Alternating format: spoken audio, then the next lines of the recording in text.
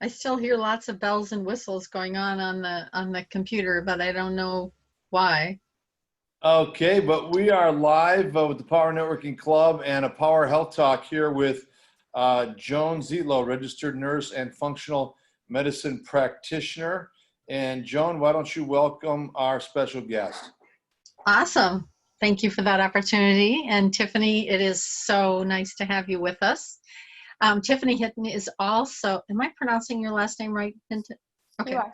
Um, Tiffany and I have known each other for a few years through the functional medicine community. And so we see each other until COVID hit.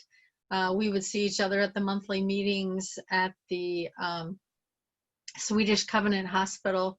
And we go to different meetings where there's educational stuff going on for functional medicine practitioners, because it's a ongoing learning, because it's a new way of looking at medicine and looking at how the body works and heals. And it's an extension for those of us that were trained in Western medicine, that we weren't having our needs be met. And so that's what happened to a few physicians, and they started looking into, well, why isn't this working? And that's kind of how functional medicine was born. And so I'm excited to have Tiffany with us, because she has some amazing stories to tell through her journey, her family's journey, and especially some of the things that's been going on just recently with COVID, because there's so much information that people just don't know about. And I think the more information that they get, the less fear people will have, because they'll see that there's many things that we can be doing to stay healthy and keep the dreaded COVID away. And if we should get it, that it can be milder than for someone who has not prepared. So I'm going to ask Tiffany to kind of jump in and tell us a little bit about her background, because her background is very different from mine, with the with the critical care nursing and stuff like that. That's not the route that she took, but she's got family that have been of benefit of her functional medicine, along with her personal journey. So Tiffany, can I have you jump in and kind of tell your story, please tell your story on what made you go into functional medicine? What pulled you in? Absolutely. Thank you again for this wonderful opportunity. And I'm so appreciative of both of you, Joan and Tom, for today. So my story started when I was a kid. My mom is actually a nurse as well. And so growing up, medicine was there. Doctors were she believed in everything that they told her in Western medicine. She'd been trained and she was actively working as a nurse. And so that was the route we took. I got super sick starting when I was 14 years old with gastro issues, acid reflux. By the time I was 18, I had bleeding intestines, had 2 colonoscopies when I turned 18, my senior year of high school. That is nothing I wish on any senior in high school. No kidding. I don't wish it on anybody at any age. I was told I had IBS, which is also now known as irritable bowel disorder. And the doctor at the time said, basically, you're irritated, so I don't want you to eat any nuts, don't eat any seeds, and eat lots of fiber. And so we took it for what it was. He put me on some different pharmaceuticals, and I went home and I would eat dry shredded wheat every morning for breakfast, because that was supposed to be high in fiber. We would add bran, right? So these things that were supposed to be high in fiber. I stopped eating nuts. I stopped eating strawberries or anything that had a lot of seeds in it. Blackberries, all of those things that you think of that are like seedy little fruits. And I got worse. And I got to where I was taking about 25 different pharmaceutical pills a day. And I would lay on the bathroom floor and just cry. And I was going to school in college to be a computer scientist, which is also an interesting but also stressful environment for a girl, and to be one of 4 girls in the whole program at the university at the time. Which now I know through functional medicine, that additional stress contributed to my health problems. got to Chicago by way of a job, which was a blessing. At the time, I also thought, great, there's a university hospital. This is what everybody says. I grew up in a tiny little town of 800 people. And so when you grow up central Illinois, western Illinois, and southern Illinois, everybody talks about how the hospitals and the doctors in Chicago are like awesome and amazing and they can cure everything. So I had grown up with this belief. And so I come to Chicago, I get this job, I have really great insurance, and I end up in the hospital in 2007 with an emergency appendectomy. My appendix, they thought were gonna rupture. And at this point, again, I'm on 25 pharmaceuticals a day. I'm crying at night. My bowels are a complete wreck and I'm bleeding every time I pass gas. So it's just not a comfortable, and I would skip out of this brand new job I had early and go home sick most of the time. End up with an emergency appendectomy. They remove my appendix and there's tissue growing on the appendix, and the emergency doctor at the time didn't understand what it was. He'd never seen it before in the ER, so he was sending it to pathology.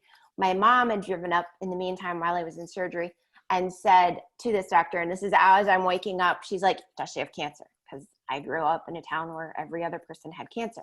And he's like, no, I've seen cancer. It's not cancer. I've never seen this tissue. Comes back, I have endometriosis growing outside my reproductive cavity. Yeah. So I have stage 4 endometriosis, which meant that the university hospital refused to treat me because they don't know how to treat that. They suggested by the time I got back to talking to the head of the gynecological unit at the hospital that I find a specialist in endometriosis and internal medicine. So we're looking for somebody that's double board certified. And they're like, there's 300 of them in the US, right? And I'm like, okay, there's nobody, right? Is what my brain immediately said. Now looking back, we found an amazing doctor right here in the Chicagoland area in Oak Brook, who was double board certified, also trained in Ayurvedic medicine, functional medicine, and was Oh my gosh. U.S. general in the Air Force, but a medic, and Pakistani and raised. So he also knew a lot about Eastern medicine. And it was just this huge blessing for me. That was my entrance into functional medicine. I will tell you, the first appointment I had with him, I took it as a business meeting because at that point I was interviewing doctors versus paying them because I didn't know if he could treat my case, and I brought in folders of work.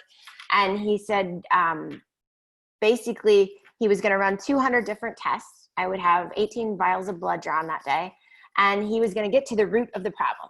And now looking back, I'm so glad we got to the root of the problem because I was diagnosed not only with stage 4 endometriosis, but also Crohn's disease and celiac disease.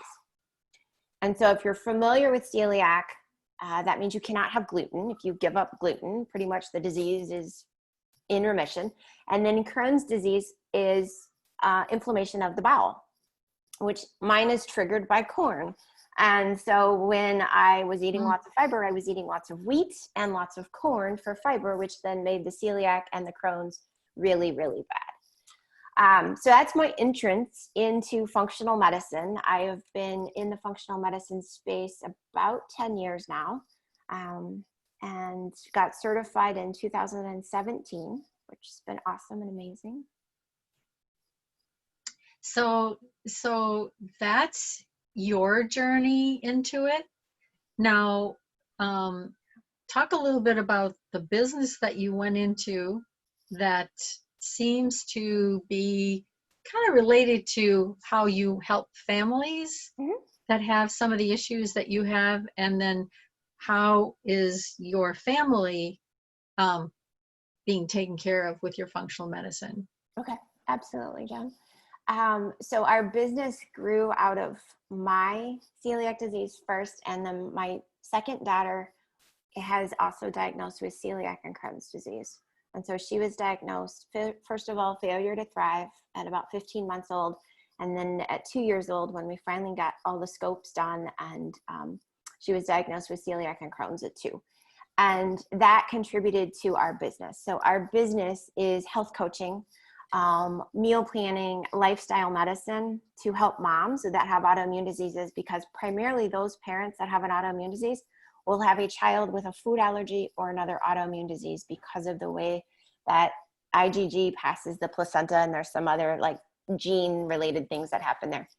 But the environment And so I primarily would go and do educational classes. We've got 16 different books that are published around children with food allergies, cookbooks, and then a coaching plan to help families using food as medicine. And so my business has helped thousands of women and their families in the US, but has also helped my own family. It's helped my daughter completely come out of her diseases and go into remission. And she's a competitive gymnast now. And so if you think about a kid that was diagnosed failure to thrive less than 4 years, well, no, 4, she's 7. So 5 years ago. And now she practices 30 hours a week at a gym with a past Olympic gold medalist from Russia, who I'm sure is not so nice some days. But, you know, that's the training that she really strives to be this professional gymnast. And she's still able to do that because we are able to supplement and get her the nutrition she needs. That's awesome. Can you speak a little bit to absorption at the cellular level, as opposed to lots of times people think, well, they'll ask me about a supplement. Is this the right supplement? Is this, I'm like, the right supplement is what your body's going to absorb. So speak to that, please. Yeah. So what I find is absorption, bioavailability, right, is kind of similar. And so your body will absorb certain things. Like, let's talk about vitamin D for a minute. You cannot absorb vitamin D unless you pair it with a healthy fat, like an avocado or nuts or an olive oil or something like that. And so there's these pairings that have to happen in order for your body to actually make the supplements bioavailable. So a lot of times what I start when I'm working with clients is we don't start necessarily with a lot of supplementation first. We start with looking at the food that they're consuming and moving them into what is more of a rainbow diet, making sure they're getting phytonutrients, making sure that they're getting a well-balanced greens and vegetables and fruits. Meat and grains, to me, are at the bottom. Fruits and vegetables are primary, and if we can top them out between 6 and 9 cups of vegetables and 4 to 6 cups of fruit a day, then we can do that for 6 to 8 weeks, run some blood work, and then see where their vitamins are low and their minerals are low, and then add the supplementation. But I don't start with supplementation, and I don't even really like to tell people to go get a supplement until we actually look at the blood, because that allows them to make the informed decision. But the other part of that, when you need to absorb something, is you actually have to have an intestinal tract that is able to absorb. And so that comes into your microvilli, right? And so if we all think about inside of our intestines, we have these villi, and they're like little shags in a carpet from the 70s. So those villi, if they're not there and you've got little, they stand up and they've got little junctions which have microscopic openings, right? And so you have to, first of all, be able to break the food down into microscopic little pieces that can go through these little openings, so it can be attached to a blood cell, or it can be attached to a fat, or whatever else is in your system, that it can be processed by the liver and digested and used by the mitochondria. There's a couple things that can happen. One is that your body is unable to break stuff down because your bile's not working, or your gallbladder's not working, or you don't have enough enzymes, and therefore you just don't absorb because you're not breaking stuff down enough to absorb. And that's one problem. Another problem that a lot of times happens is with certain chemicals in our environment and stress, those little openings get larger. And then they start to allow food that is not supposed to get in there because it's not microscopic and micronutrient into your system. And that's what they call leaky gut, which is another topic, but it also has to do with absorption, because you might be eating a lot of stuff, but your gut might be leaking. And because it's not in that micronutrient phase, your body still cannot use it. It just creates inflammation in the blood and inflammation in the body. It's a lot of science. Sorry. Yeah, absolutely. So when people come with symptoms, and what would you say are their most frequent, I'm not sure if complaint is the right word, but what are the things that are, are the top 3 things that people come to you for, that what they want? you know, Definitely gastro issues. So I see a lot of women that are having constipation. I had one lady at one point who said, I only poop every 6 days, and I about died on the phone. I was like, what? Oh my gosh, this is a problem. So definitely women who have constipation, I hear and talk and work with a lot of them. So that'd be number one complaint. The second complaint that I get from women that are having issues is hot flashes or night sweats. And they're women that are not necessarily menopausal age. So then they're questioning, why is this happening? So that's another trigger that we look at. And then the third one I would say is pain. Whether it's pain in the fingers or pain in the back, but it's some sort of pain in their body that they just cannot get rid of. got it. We'll talk about this at another time, but one of my most unbelievable was she only went to the bathroom once every 3 weeks. I had to ask her multiple times if I was hearing this correctly, and their answer to this was take out your gallbladder. And of course it didn't do anything to help. It just made things worse. But but within 6 weeks time of doing some of the things that she was having pain-free bowel movements on a daily basis, and there was no medication. So it's so amazing to me what people are putting up with, and they start to believe that, well, and I'm curious if this has been your hearing from people, is that, well, when people are only going to the bathroom after numerous days, and they think it's totally normal because all my family's like this. We all are only once or twice a week. And so this is normal for me. This is totally okay. What is interesting because I work with the whole family normally, is parents are led to believe by a lot of pediatricians now that if a child poops every other day, it's okay, and they don't need Miralax. And the other interesting tad bit I'll throw in there, because I'm always like, oh no, they need to go 2, if not 3 times a day, is that because of the way that you have to get a bathroom key or a pass, we train our bodies not to necessarily go when we need to go, and we can create constipation because we didn't release. And so that's another problem with children, when you start to actually ask the child, like, well, when do you normally have to go? And they'll be like, well, after breakfast, but I'm already on the bus, or after such and such, but I'm already at practice, right? And so they're holding it because they don't want to disrupt the activity that they're in. And so I think some of that comes with that lifestyle training. When they're home and they're 2 and they're 3 years old, like, maybe you get a star every time you go to the bathroom. So we get used to going 2 to 3 times, and maybe you are okay talking about it at the dining room table. And being okay with interrupting whatever it is, pausing the video or taking a break from outdoor play, because it is vitally important, because otherwise it does become an adult who then thinks it's normal because it was normal when they were a child. Exactly. Yeah, when I look back on some of my family history with that very issue, and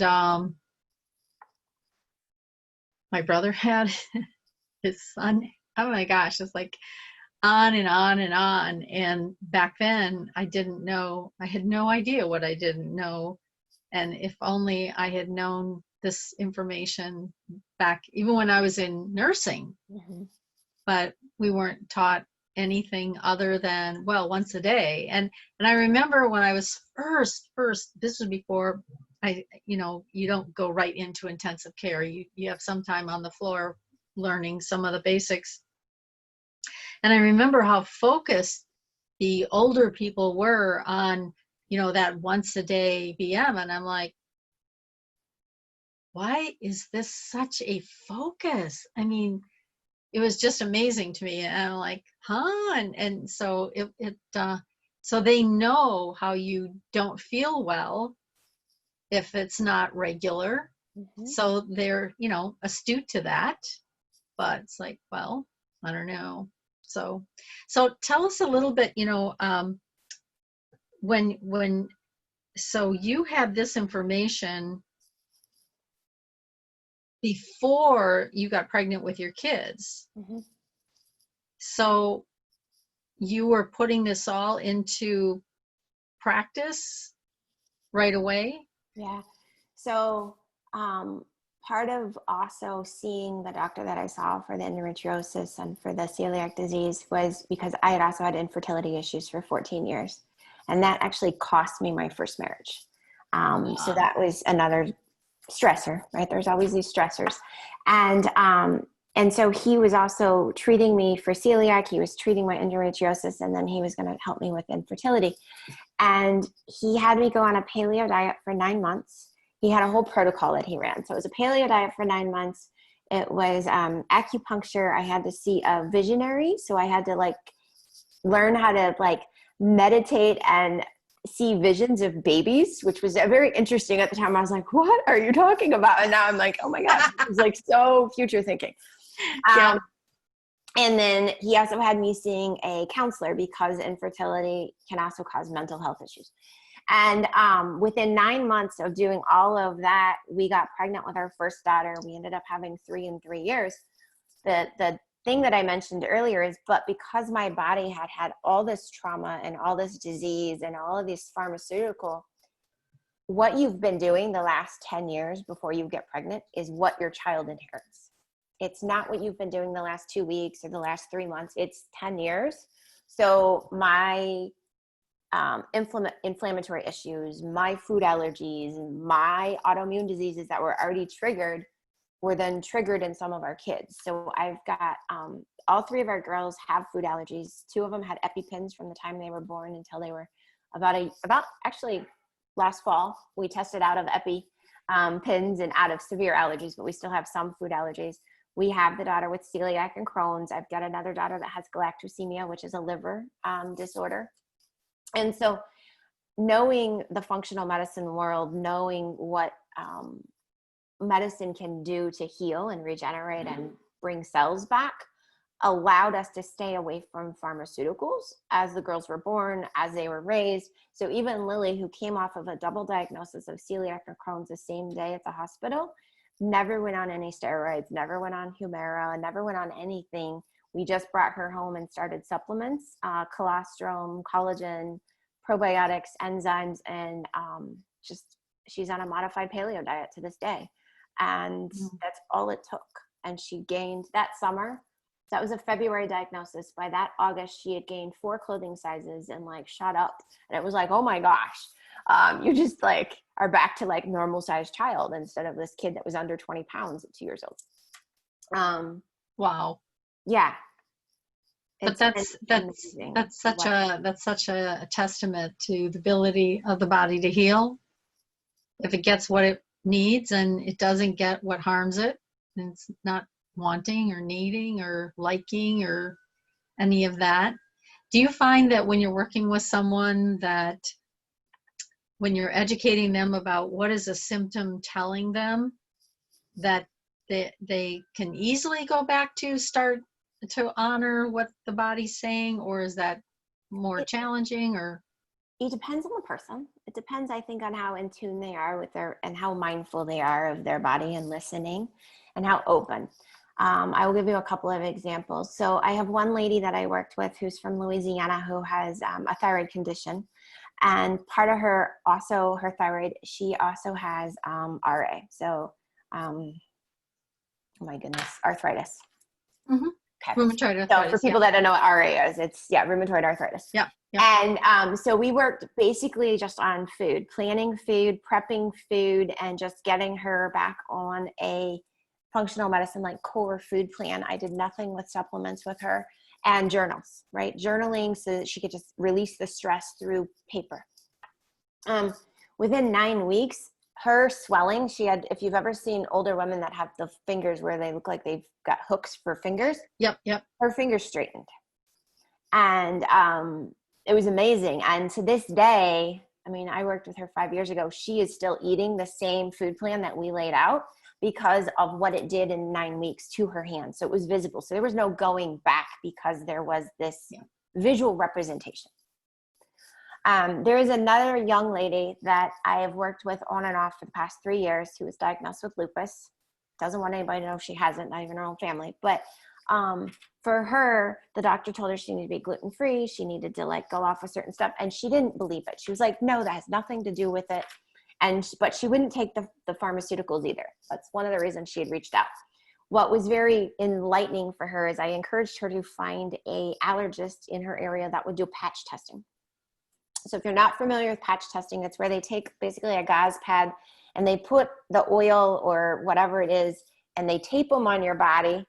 And most allergists, if you ask, will take a Sharpie and write what is on each patch, and they'll put them on your arms, your legs, down your back.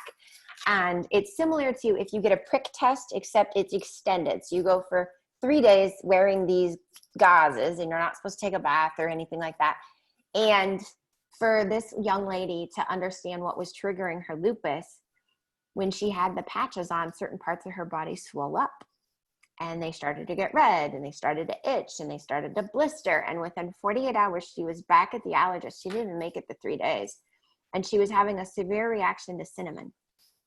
Now, looking back, when I asked her, well, where is cinnamon in your life?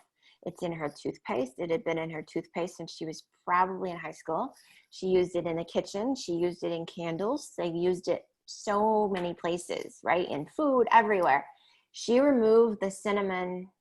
It's been a little over a year. And I talked to her during the pandemic. And she's like, oh my gosh, I've lost 60 pounds. I have no more cysts on my body. Like all of them are gone. And all she did was have to remove that inflammatory item that her body had been telling her was a problem. But again, I think it was that visual. She still will not go gluten-free. She chooses to like take gluten away or some other protease enzyme to combat the gluten. But it was a visual that she needed to see. So they almost have to either feel the pain enough or have a very quick turnaround in a symptom that's been bothering them that they can acknowledge that turnaround in order for it to stick. Got it. Got it. How often is when someone, let's say, go gluten-free or dairy-free, something like that, that they start sleeping better?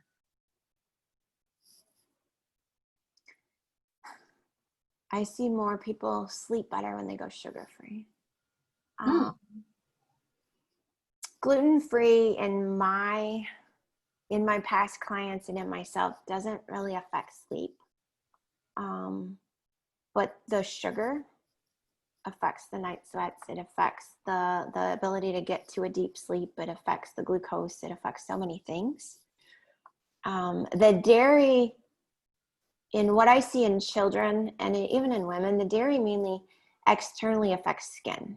So if I'm seeing a family that's got like eczema or psoriasis or dry patching or those dark circles under the eyes, kids have like these shiners, most of the time you can tell them to go get a dairy test from an allergist and it's going to come back positive, given, guaranteed. But from a sleep perspective, Joan, I normally would put sleep with sugar or lack of magnesium in their bodies. Those would be the things I would test for. Got it. So you mentioned that constipation is one of the issues that's frequently how you help people or what they're searching for relief from. And how often what is the magnesium that you recommend, or how do you have them first address that? So what's been interesting is there are many types of magnesium on the market, for sure. First, addressing it is just through Epsom salt, doing Epsom salt soaks, just starting out that way and like sitting in a bath or putting their feet in a bath if they can't get in and out of the tub, because there are people that have issues that can't get from a mobility perspective. But first of all, starting with the magnesium just in the bath and seeing if that's enough before you add additional. In kids, the best thing that I've ever found is liquid magnesium citrate. It's like $2 at the pharmacy, and you can give them a tablespoon, or not, sorry, a teaspoon for a child, a teaspoon, and they will have regular bowel movements, and you don't need the Miralax and all the other stuff that are highly chemical. So that magnesium citrate is like the go-to for me after they've done the Epsom salt baths and they're not enough. And then with COVID, you mentioned that earlier, it's a totally different type of magnesium that you actually need to take. And it's not the magnesium citrate that you would take to do bowel relaxers. So, why don't, because your husband went through the COVID thing, Yeah. why don't we talk a little bit about how, because you ended up not going down the route of pharmaceuticals, correct? Correct. And how, kind of walk us through the scenario of what are the symptoms that he started having, and when did you start adding in some holistic supplements, all the things that you were doing? So, first of all, let me just explain. My husband had comorbidities. So he's hypertensive, diabetic, type 2, and high blood sugar, blood pressure, and cholesterol, triglyceride issues. Mm-hmm. And so he already had like the big 3 comorbidities that they were talking about, morbidities.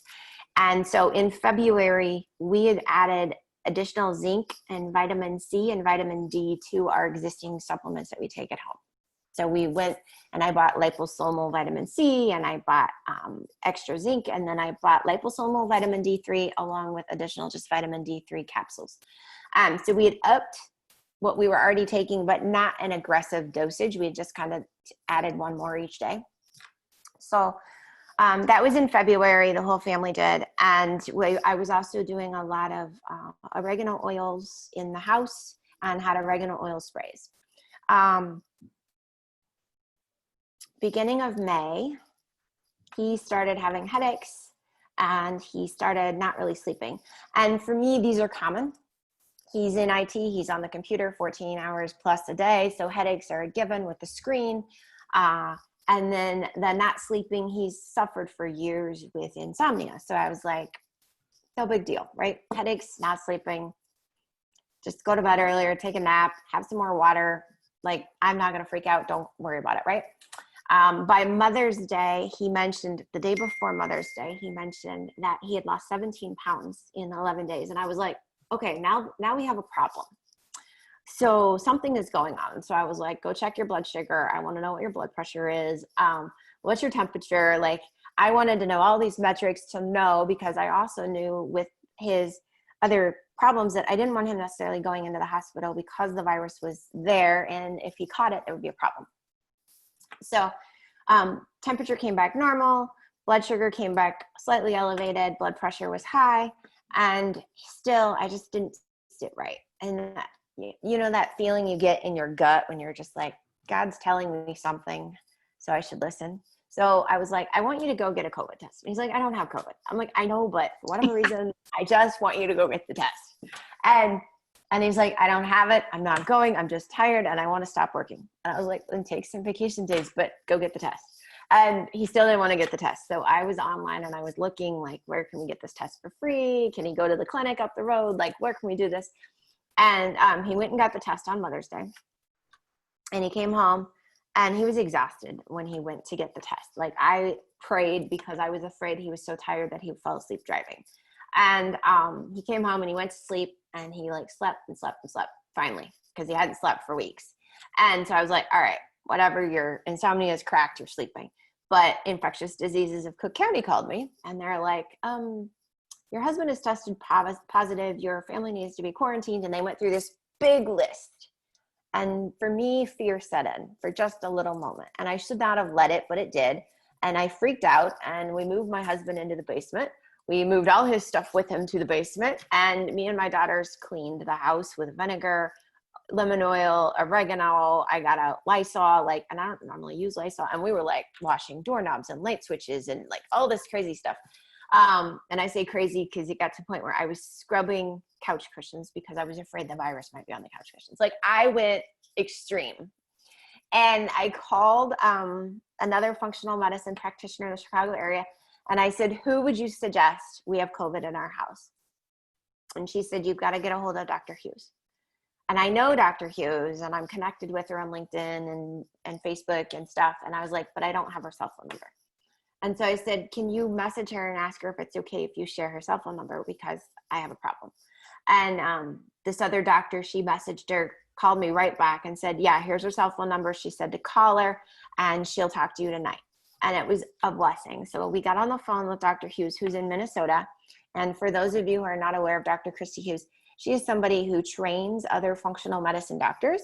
She was in China last year treating SARS on the ground, learning about SARS, has done a lot of research, and is known as a functional medicine, like infectious disease person. So I didn't even care what her cost was going to be. I just knew that that's who I wanted. And so we get on the phone with her, and she asked about symptoms. She asked me about oxygen levels, blood pressure, temperature, glucose, like all these metrics. And being a practitioner, I had everything at home, so I could do the pulse readings and all of it here, send it all to her. And she came back and she sent us a protocol. Very, very aggressive dose of supplements. So vitamin A, zinc, vitamin C, NAC, magnesium glycinate. I'm trying to think what else was on there. Anyway, it's this huge list of just supplements. And it was 30,000 units of vitamin C a day, and 30,000 units of milligrams of vitamin D a day, and like 600 NAC, and like super high dosaging where normally you'd be like, oh my gosh. And then he was on bone broth 3 times a day, green juice. He was taking melatonin, because with COVID, your body actually has to sleep in order for the cells to heal. So we were inducing sleep intentionally with a large dose of melatonin to make him sleep for good chunks. And within Was this before they stopped?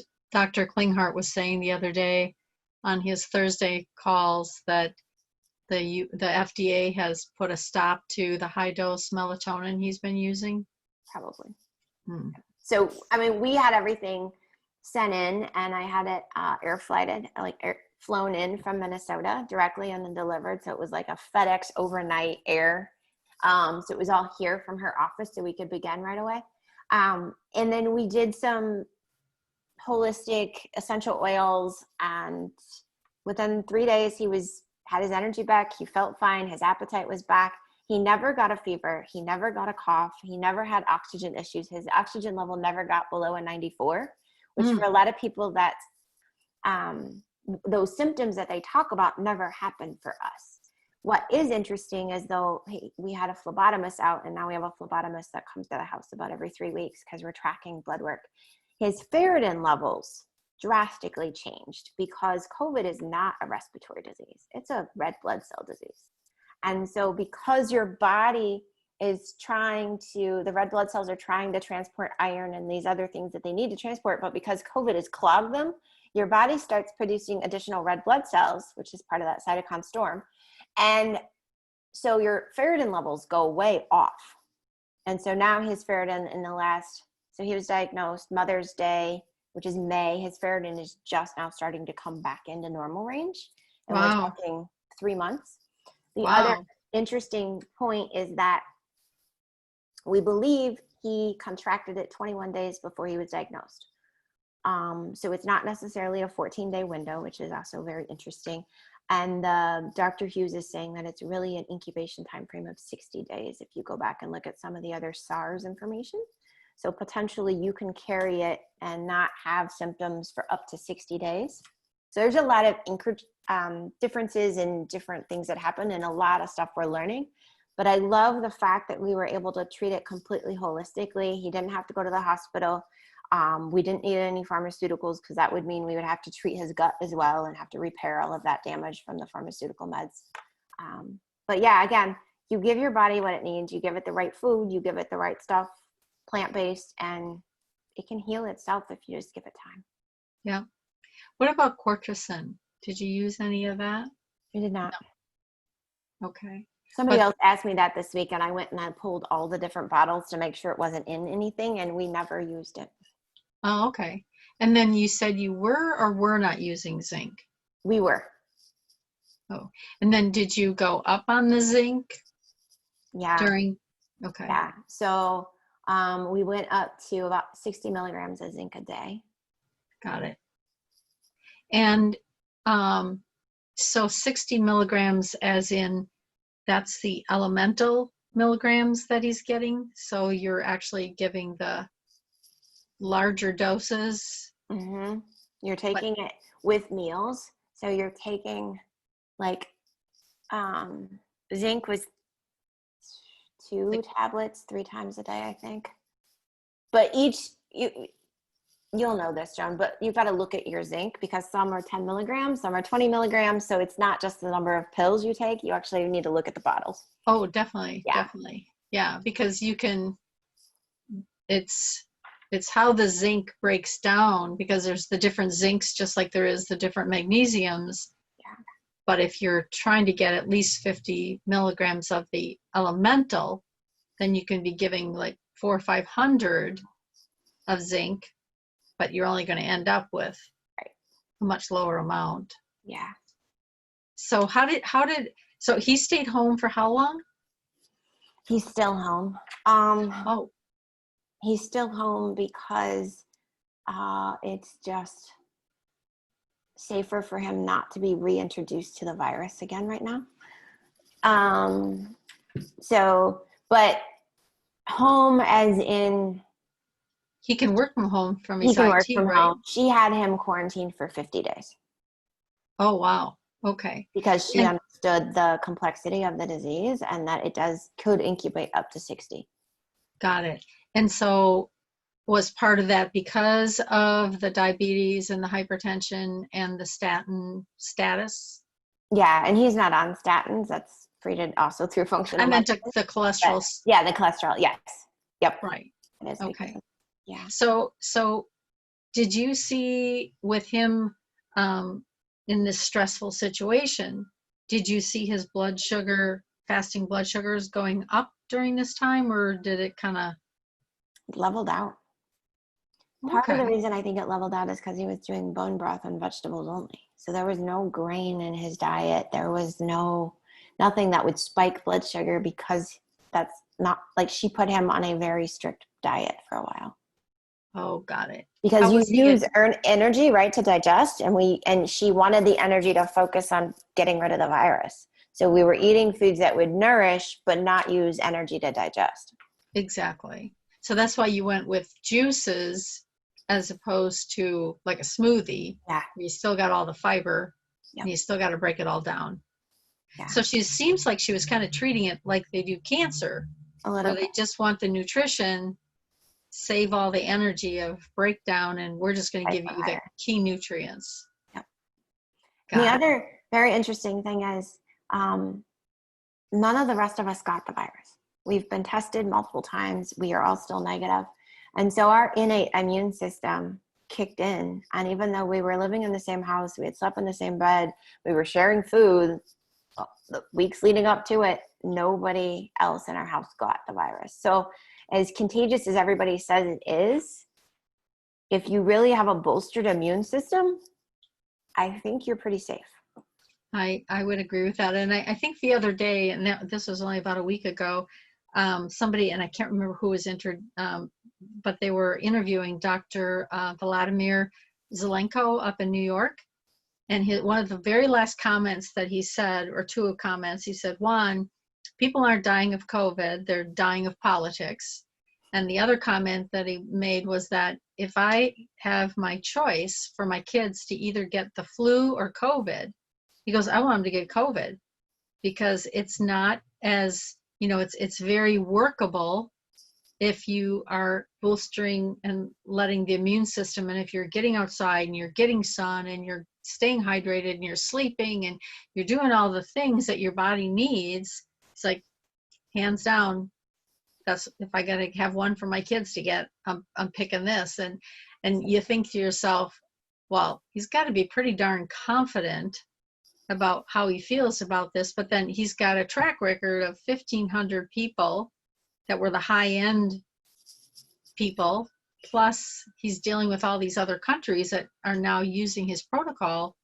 It's keeping people out of the hospital. I mean, and that's his focus, in the sense that he's trying to talk to people about what do you need to do for your body and your immune system to stay out of the hospital. And if you are doing all this stuff and yet now it seems like you're getting these symptoms, well, start with this so you still stay out of the hospital. Yeah. Yeah. Because he's like, the window is so small for what the simple stuff does. Because if that virus starts, taking on a life of its own, then it's taken on a life of its own. And that one window closes, and now you got to deal with this other window. And he's not focusing in on those windows. Yeah. He wants to keep people well. What if you were to say, if there were 3 things, maybe 4, I don't know, if you could have somebody do these every single day to help their immune system be ready to fight this virus in case they were to come in contact with it, what would it be? Very first thing I would say is 9 cups of vegetables a day. Yep.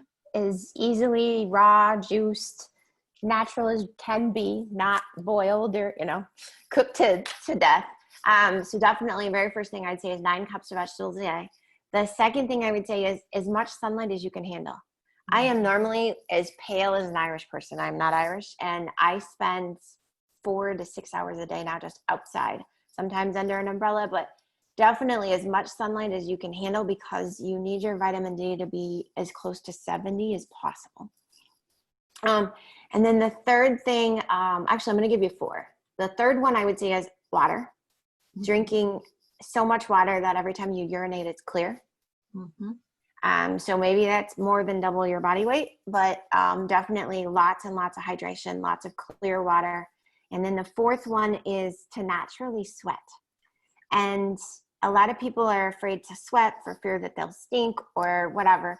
But if you could go to bed at night, wash off the deodorant, or even in the afternoon, if you're working from home and nobody's around because you can't see anybody anyway, wash off your deodorant, go outside, sit in the sun and sweat, because you have to keep your lymphatic system flushing, because if you do get the virus, the lymphatic system is going to have to flush it out.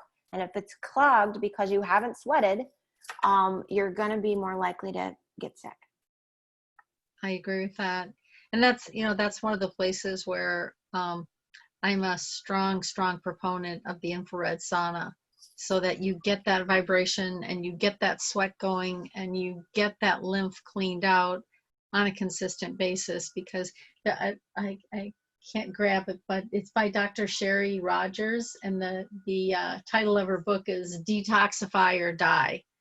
And she's adamant that people need to be using their infrared sauna on a daily basis, because there's so much that we can't control. And if you're still getting the chlorine from your water, the fluoride from your water, you're still drinking tap water, you're still drinking, restaurant water, you're still drinking water at places where they make coffee, but they don't use filtered water. All those places we have this toxins coming in, and people don't realize how much it adds up, and it really does mess with us. So, yeah. So we're kind of coming up to the hour here, and so we don't have the folks here to ask the questions that we normally do. So Tom, I'm curious, do you have any questions that you want to get covered in the... Yeah, but you stole my thunder. I was going to ask if the infrared sauna was good for sweating. That was actually one thing that Dr. Hughes asked us, is like, do you have a sauna by chance? And I was like, we don't. But that was one thing she would add, I think, if people had it available. Got it. Yeah, so yeah, that's interesting. I wouldn't suspect that sweating was going to make the top 4 list there. So putting the water in. And speaking of water, Tiffany, so the reason we're here today and the reason I'm doing monthly health seminars around Chicagoland is because unfortunately I lost my baby sister to cancer in 2017. And what I witnessed there in the final days of her life with the medical community and the way they mistreated her is why I have a passion for health and wellness. So water is a big topic. It obviously, was very important for you to mention it. And what do you know about reverse osmosis, structured water? What do you recommend in regards to that subject? I don't know a lot about it. I will be completely honest. I definitely agree with the filtering because you do want to make sure there's no chloride and fluoride. I actually had a client die from fluoride poisoning while we were treating her because it was too late.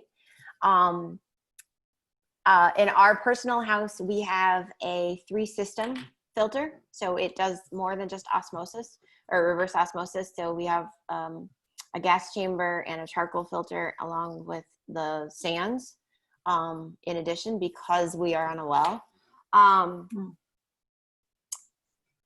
But I always think, and this is my own personal opinion, I prefer well water over city water any day because it's not treated and you get to choose how you treat it.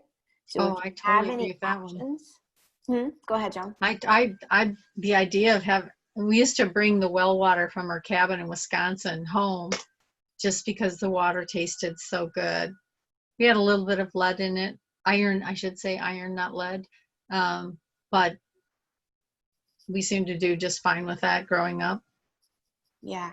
So, I mean, that's my own personal suggestion is like, if you can get well water, or even if you can get it from a friend, if you're going to fill up 5-gallon buckets anyway at the grocery store, get the well water over the city water because it's not treated. You know what's in it and you can test it.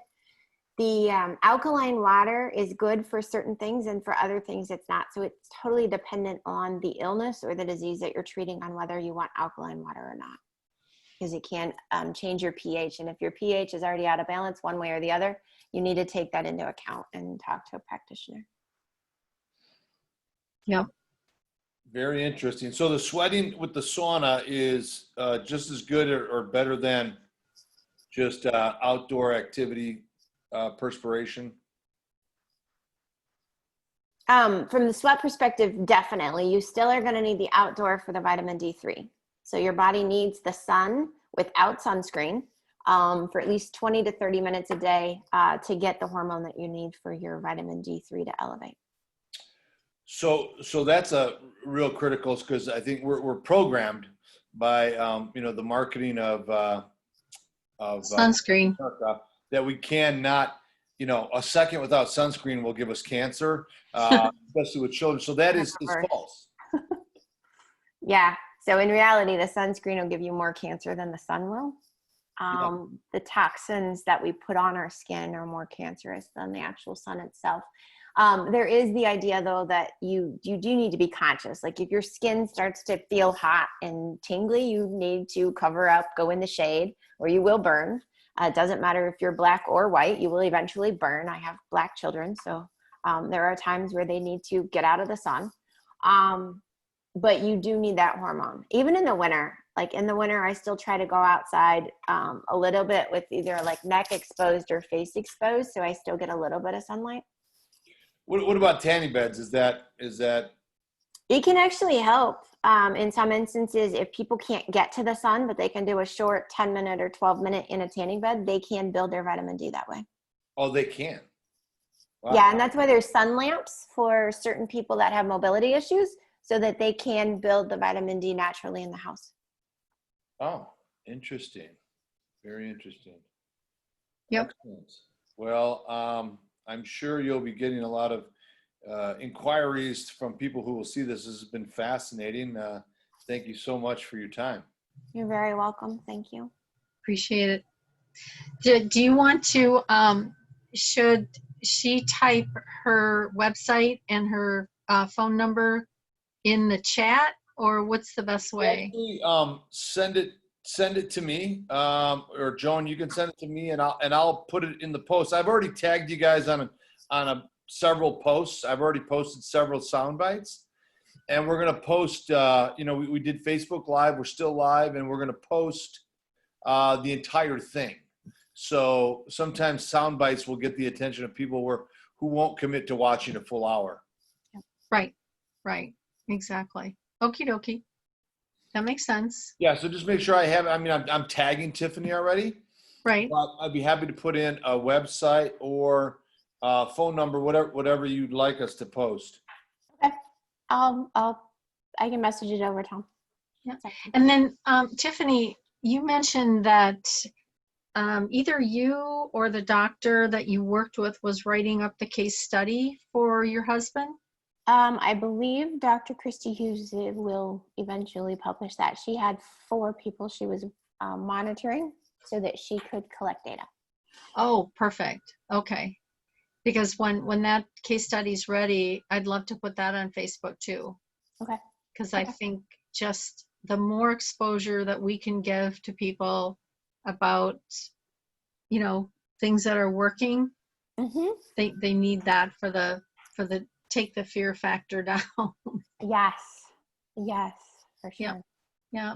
So Yeah, thank you so much for that information about COVID. It really was enlightening because, you know, unfortunately, like Joan alluded to, the political climate has, you know, elevated the fear factor, and people are dying needlessly and, you know, senselessly. So thanks for shedding light on that, you know, with your own husband, your own family, and your own home there, how you dealt with it, and how not contagious it really is compared to what they're trying to put into our brains. You are welcome. I wanted to double back also to constipation issues. I hear this come up a lot, and I wanted to ask you in terms of natural prune juice and things. You know, prune juice has been, you know, known for years. Has that been part of your protocol? And I don't typically use it it. because kids won't drink it. It's just got that taste. What they will do though is they'll drink apple juice. If you can get organic apple juice, it's very similar. Okay. And then dates. Dates themselves, naturally, whether they're dried or just like in, my goodness, a fig, they're high in magnesium. So it's another great way to loosen up your stools. So dates, and you can blend those into a smoothie or Yeah, sure. Absolutely. Yeah, I have a couple friends that they just keep a couple of dates in their purse. And it's like, oh, you know, this is like not working so well. So they're like, I need my dates. The other thing you can do for those that are like meat eaters is you can actually take a date and wrap it in a piece of bacon and stick it in the oven, and then the bacon's crispy. You can eat the whole thing as a little treat. Oh, interesting. Oh yeah. I have some friends that are doing the paleo thing over COVID. And so they get some fruit, but the amount of bacon being eaten is, you know, off the charts. And taking a piece of, what is that, water chestnut, which is white, that crunchy, and then put the date in there and then wrap it with the bacon, and it's a real treat. Yeah. Excellent. Well, yeah, we need a cookbook, right? Always. Now, didn't you say that you have some cookbooks? We have about 14. They're on Amazon. You can actually go to tiffanyhinton.com and it'll just pull up our Amazon page. Oh, perfect. Okay, well, that's what we'll post to you on your videos. Okay. Yeah. Yeah. Yeah. Put that there too. Awesome sauce. Yeah. Cool. Thank Excellent. you. Thank Have you. an awesome day. So much. It was very interesting, and would love to have you back. That would be fabulous. Thank you so much again. I'm very appreciative. Thank you. Bye-bye. We are too. Thank you. Bye-bye.